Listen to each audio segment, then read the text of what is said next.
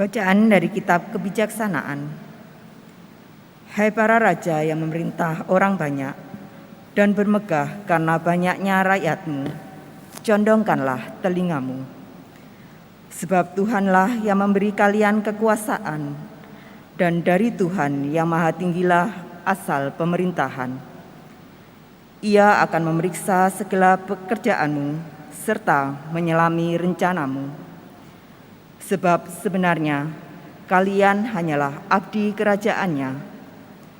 Maka kalau kalian tidak memerintah dengan tepat, tidak pula menepati hukum, atau tidak berlaku menurut kehendak Allah, Ia akan mendatangi kalian dengan dahsyat dan cepat. Pengadilan yang tak terelakkan akan menimpa para pembesar. Memang para bawahan dapat dimaafkan karena belas kasih, tetapi para penguasa akan disiksa dengan kejam. Tuhan yang Maha Kuasa tidak akan mundur terhadap siapapun, dan kebesaran orang tidak dihiraukannya. Baik yang kecil maupun yang besar dijadikan olehnya, dan semua dipeliharanya dengan cara yang sama. Tetapi terhadap para penguasa akan diadakan pemeriksaan yang keras. Jadi perkataanku ini tertuju kepada kalian, para pembesar. Hendaknya kalian belajar menjadi bijaksana dan jangan sampai jatuh.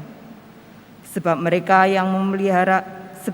yang secara suci memelihara yang suci akan disucikan pula. Dan yang dalam hal itu terpelajar akan mendapat pembelaan. Jadi hendaklah menginginkan serta merindukan perkataanku, maka kalian akan terdidik. Demikianlah sabda Tuhan. Syukur kepada Allah. Bangunlah ya Allah, hakimilah bumi. Bangunlah ya Allah, hakimilah bumi. Berilah keadilan kepada orang lemah dan kepada anak yatim. Belalah hak orang sengsara dan orang yang kekurangan. Luputkanlah orang lemah dan miskin, lepaskanlah mereka dari tangan orang fasik. Bangunlah ya Allah, hakimilah bumi. Allah sendiri telah berfirman, kamu adalah Allah, kamu sekalian adalah anak-anak yang maha tinggi. Namun kamu akan mati seperti manusia, dan seperti salah seorang pembesar, kamu akan tewas. Bangunlah ya Allah, hakimilah bumi. Haleluya, haleluya, haleluya, haleluya, haleluya, haleluya.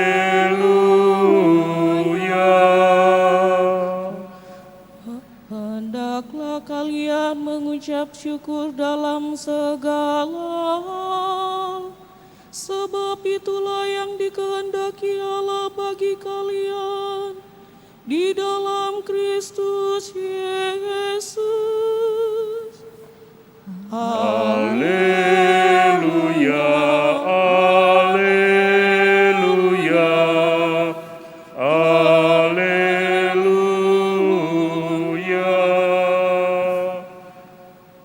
Tuhan bersamamu Dan bersama rohmu. Inilah Injil Yesus Kristus menurut Santo Lukas. Dimuliakanlah Tuhan. Dalam perjalanannya ke Yerusalem, Yesus menyusur perkotaan Samaria dan Galilea. Ketika ia masuki suatu desa, datanglah 10 orang kusta menemui dia. Mereka tinggal berdiri agak jauh dan berteriak, Yesus, Guru, kasihanilah kami. Yesus lalu memandang mereka dan berkata, pergilah, perlihatkanlah dirimu kepada imam. Dan sementara dalam perjalanan mereka menjadi tahir. Seorang di antara mereka ketika melihat bahwa dirinya telah sembuh, kembali sambil memuliakan Allah dengan suara nyaring, lalu tersungkur di depan kaki Yesus dan mengucap syukur kepadanya. Orang itu seorang Samaria. Lalu Yesus berkata, bukankah ke-10 orang tadi semuanya telah menjadi tahir? Di manakah yang 9 orang tadi? Tidak adakah di antara mereka yang kembali untuk memuliakan Allah selain orang asing ini? Lalu ia berkata kepada orang itu, berdirilah dan pergilah, imanmu telah menyelamatkan dikau. Demikianlah sabda Tuhan. Terpujilah Kristus. Mau mengakui kemuliaan dan kekuasaan Tuhan adalah bentuk-bentuk ungkapan iman.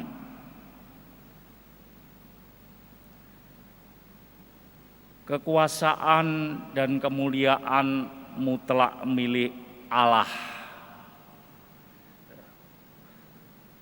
Maka manusia sekecil apapun dia diberi kekuasaan, tidak terbatas pada jabatan. Kekuasaan itu daerah atau wilayah dia punya milik, punya kuasa. Itu tetaplah milik Allah, bukan milik kita. Kita hanya diserai, dititipi untuk bertanggung jawab. Seorang pemuda setelah dia menjadi suami seorang istrinya, dia punya kuasa toh di situ. Bahkan seorang yang belum berkeluarga pun dia punya wilayah kekuasaan kecil, yaitu terhadap dirinya sendiri, maka harus dikendalikan. Bacaan pertama menjelaskan dengan bagus bahwa kemuliaan itu hanya mutlak milik Allah, dan kita bahkan di situ dikatakan hamba-hambanya. Bacaan kedua semakin jelas bagaimana kemuliaan dan kuasa seseorang yang mengakui kemuliaan dan kuasa Tuhan dikatakan bahkan sebagai ungkapan iman. Kata-kata profetis yang kita dengar hari ini juga menjadi cermin refleksi sejauh mana aku juga berani mengungkapkan iman dalam bentuk mengakui kemuliaan dan kuasa dari Allah dalam diri Yesus.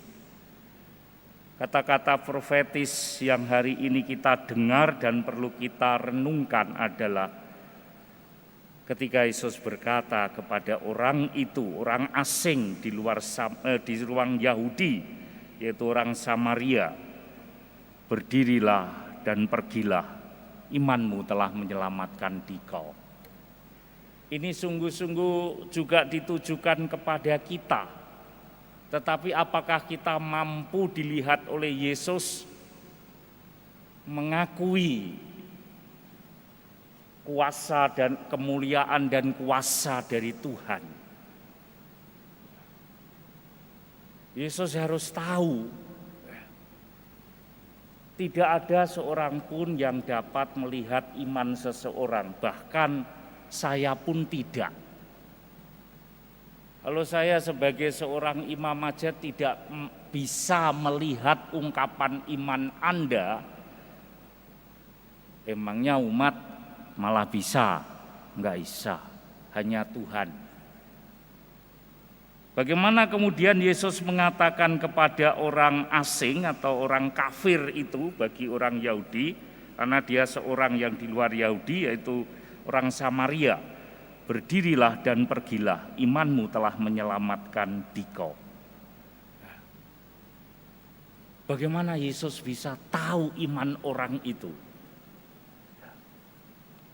Jadi Anda pun ke gereja di sini jangan bohong-bohong sama Yesus. Yesus tahu Anda ke gereja ini pagi-pagi itu ungkapan iman Anda atau enggak. Yaitu bentuknya paling jelas mengakui kemuliaan dan kuasa. Kita melihat orang itu dikatakan pergilah imanmu. Wow, Yesus bisa melihat. Apa sih yang membuat Yesus mengatakan imanmu? Bagaimana Yesus tahu iman orang Samaria ini? Satu, ya, karena yang 9 tidak balik. Ya. Ketika dia tahu bahwa dia disuruh perlihatkan dirimu pada seorang imam, ya, untuk mengakui segala dosa. Ya. Ternyata belum sampai ke tempatnya dia sudah sembuh. Dan ketika mereka merasa sembuh, hanya satu yang berbalik. Dikatakan di sini hanya satu ketika sudah menjadi tahir, sembuh, ia kembali memuliakan Allah, ya. Memuliakan Allah artinya ya hanya Allah yang patut dimuliakan, dan dia mengakui kekuasaan Allah itu di dalam diri Yesus. Kita lihat pertama mereka berteriak memanggil guru. Ya, guru itu mengajar, nabi mengajar, menyampaikan suatu. Tetapi kemudian ia ketika kembali tersungkur di depan kaki Yesus. Artinya apa? Dia mengakui kuasa Yesus, dia mengakui kemuliaan. Lihat itu bagaimana kemudian Yesus disamakan dengan Allah oleh orang Samaria ini. Orang yang dikatakan apa itu kafir. Tetapi dia mau. Ya. Dia menyampaikan Yesus karena yang patut dimuliakan satu-satunya dan diakui kuasanya hanyalah Allah, ya.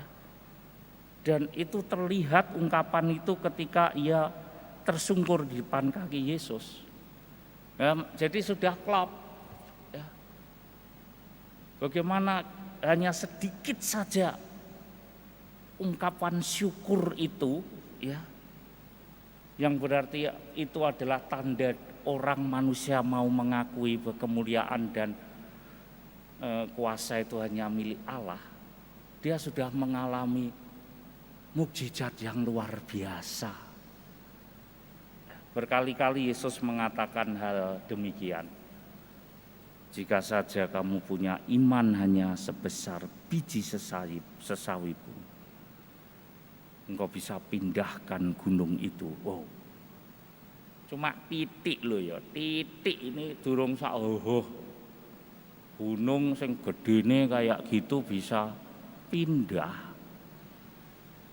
Betapa bersyukurnya kalau Tuhan melihat ungkapan iman kita yang kecil itu, lalu kita mendengar suara profetis Yesus. Apapun persoalan yang kita hadapi, perlihatkanlah imanmu itu, yaitu dengan mengakui kemuliaan dan kuasa yang ada dalam diri Yesus sebagai Tuhan. Maka engkau akan mengalami mukjizat dalam hidupmu. Sehingga kata-kata profetis Yesus itu hari ini terngiang di depan kita. Pergilah, imanmu menyelamatkan engkau. Namun apakah kita juga sudah bisa menunjukkan ungkapan iman itu kepada Tuhan, kepada Yesus, sehingga kita dibenarkan dan tidak disesatkan oleh ajaran-ajaran palsu. Hari ini gereja memperingati Santo Leo Agung sebagai paus dan pujangga gereja. Mari kita mohon agar semangat spiritualitasnya mengakui kebesaran Tuhan dan kemuliaannya dalam diri Yesus juga diwariskan kepada gereja, kepada Anda, kepada para imam, dan kepada semua umat yang percaya kepadanya. Kita juga mohon Santo Leo Agung mendoakan kita.